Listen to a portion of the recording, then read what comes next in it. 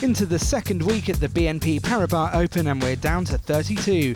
Some big names are missing, so an opportunity especially in the top half of the draw for some peripheral figures to make some giant steps. Mischa Zverev's aggressive serve and volley tactics served the German number 3 well down under against Andy Murray. The same couldn't be said for set 1 of his match against Dominic Thiem, the Austrian finding a route past more often than not. The 7th seed's weapon of choice, the backhand pass, was reaping benefits deep into the second set as well. In the end, Thiem made it safely through to round 4 for the loss of just 5 games. It was the battle of the backhands as Stan Wawrinka met Philipp Kohlschreiber on Stadium 1, but in the dying embers of the opener, the Swiss number 1 was getting more success on the other wing. But in the second, the trademark shot was coming out to devastating effect for Wawrinka, the highest seed left in the top half of the draw.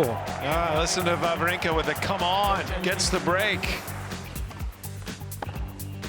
Oh, that was audacious. That was strong in the upper body. A straight sets win for Stan, the 3rd seed goes marching on. Wawrinka's going to challenge it.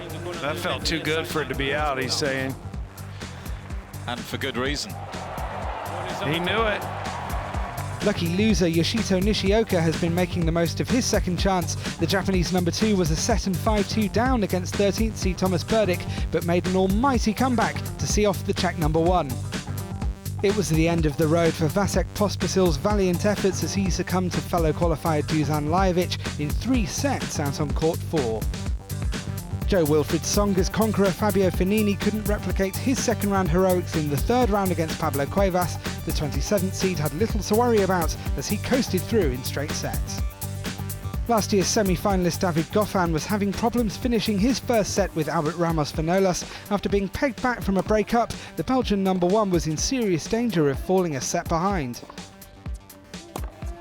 Oh yes, flattens out the backhand.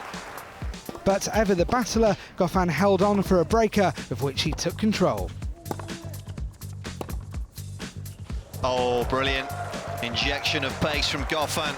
Into the second, and things were beginning to look considerably more comfortable for the 11th seed. There it is. Having seen another break advantage disappear, Goffin was on his best return game to eventually get the job done. David Goffin moves on in Indian Wells. A finalist in 2012, John Isner would be hoping to reclaim some of that form in front of the home crowd on Stadium 1, but didn't reckon with a flying start from opponent Gael Monfils. Oh, delightful. Guy's on fire. Look at the vision here. Just drops the wrists and leaves Isner stranded. The American run ragged by the 10th seed in the opener, but in the early stages of the second, Isner was keeping pace. Oh, he's got him finally. Isner must be having nightmares about this. But Monfils managed the break soon after and continued to find a way past his American opponent.